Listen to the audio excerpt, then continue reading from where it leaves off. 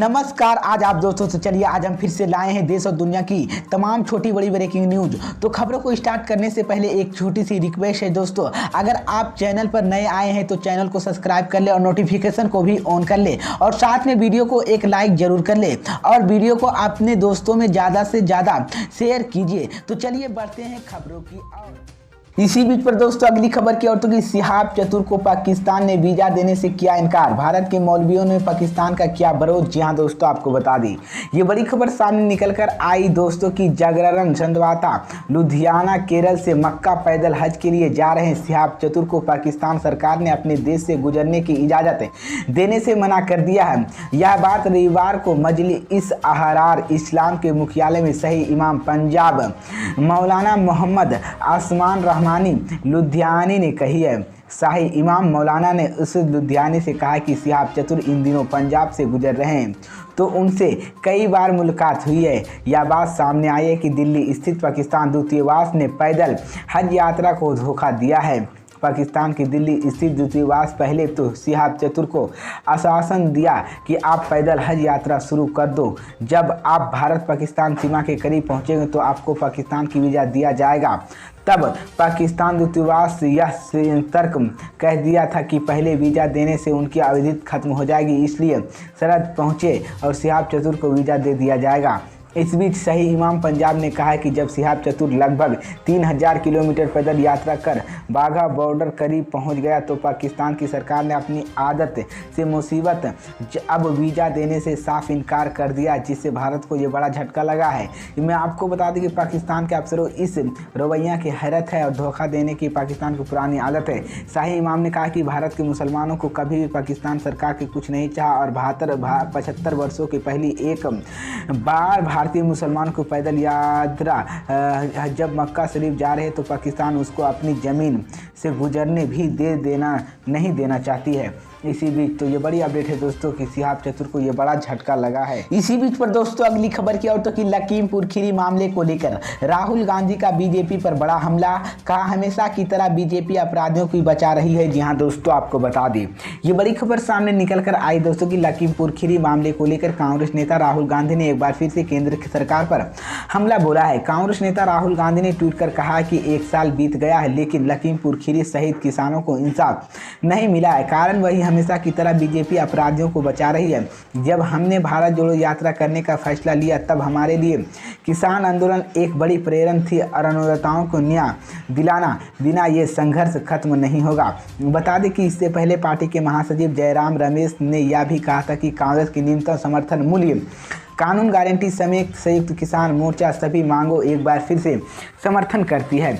उन्होंने कहा कि लखीमपुर खीरी हत्याकांड आज 1 साल हो गया है।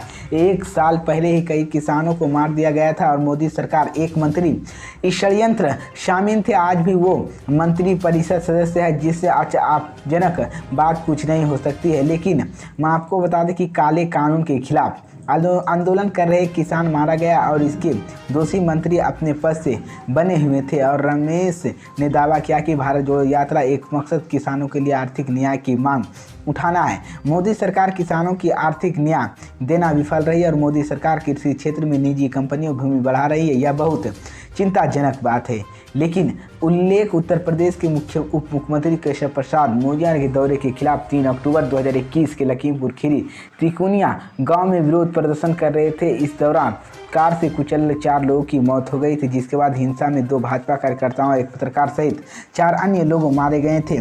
इसी बीच तो ये बड़ी अपडेट है दोस्तों कि इन प्रदर्शनकारियों में केंद्र उन तीनों कृषि कानून के खिलाफ प्रदर्शन कर रहे थे जिन्हें बाद सरकार वापस ले लिया था और अजय कुमार मिश्रा के पुत्र आशीष मिश्रा हिंसा के इस मामले में आरोपी है। तो ये बड़ी अपडेट है दोस्तों। इसी बीच पर दोस्तों अगली खबर की ओर तो कि अमेरिका के राष्ट्रपति जो बाइडेन ने ईरान को दी चेतावनी, कहा प्रदर्शनकारियों के अंजाम भुगतना पड़ेगा। जी हां दोस्तों, आपको बता दी ये बड़ी खबर सामने निकल कर आई दोस्तों कि ईरान में हिजाब विरोधी प्रदर्शन बढ़ता ही जा रहा है। इन विरोध प्रदर्शन दबाने के लिए ईरान सरकार को कठोर कदम उठा रही है।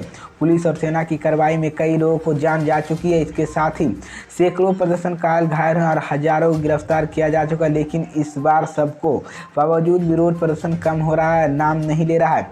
लेकिन इस बीच अब अमेरिका के राष्ट्रपति जो बाइडेन ने ईरान में शांतिपूर्ण प्रदर्शनकारियों पर कार्रवाई पर गंभीरता चिंता व्यक्त करते हुए कहा है कि उनके खिलाफ हिंसा करने वाली दोषियों को इसका अंजाम भुगतना पड़ेगा। गौरतलब की कथित तौर पर हिजाब ठीक से नहीं पहनने चलते धर्म पुलिस ने 22 माह आमनी हिरासत में ले लिया। बाद में उसकी मौत के बाद देश भर में विरोध प्रदर्शन होने लगे। ईरान सुरक्षा बलों प्रदर्शनकारियों के खिलाफ कार्रवाई की है। अमेरिका के राष्ट्रपति जो बाइडेन ने कहा कि ईरान की सरकार दशकों अपने लोगों की मौलिक आज़ादी नहीं दे और धमकी बल हिंसा जरिए आने वाली पीढ़ियों का रक्षक दबाव रही है। इसी बीच मैं आपको बता दें कि अमेरिका के राष्ट्रपति जो बाइडेन ने ईरान को चेतावनी दी है और कहा कि इस कार्रवाइयों का अंजाम भुगतना पड़ेगा। तो ये बड़ी अपडेट है दोस्तों। इसी बीच पर दोस्तों अगली खबर की ओर कि गरबा को लेकर सपा सांसद एसटी हसन ने दिया विवादित बयान। जहां दोस्तों आपको बता दी ये बड़ी खबर सामने निकल कर आई दोस्तों। उत्तर प्रदेश के मुरादाबाद से समाजवादी पार्टी के सांसद डॉक्टर एसटी हसन ने गरबा आयोजन कार्यक्रम में 60 विदेशी मेहमान बुलाए जाने पर विवादित बयान दिया। इसके साथ ही उन्होंने गरबा पंडालों में मुस्लिम युवकों की एंट्री पर लगी रोक को लेकर भी सवाल उठाया कि सपा सांसद एसटी हसन ने मुस्लिम युवक ऐसा धार्मिक आयोजन जाते हैं कि उसने ऐसा करने से बचाना चाहती है। समाजवादी पार्टी के सांसद एसटी हसन ने अक्सर अपने विवादित बयान को लेकर सुर्खियां में रहते हैं। इस बार फिर उन्होंने गरबा आयोजन में 60 विदेशी मेहमानों की बुलाए जाने पर आपत्तिजनक बयान दिया है।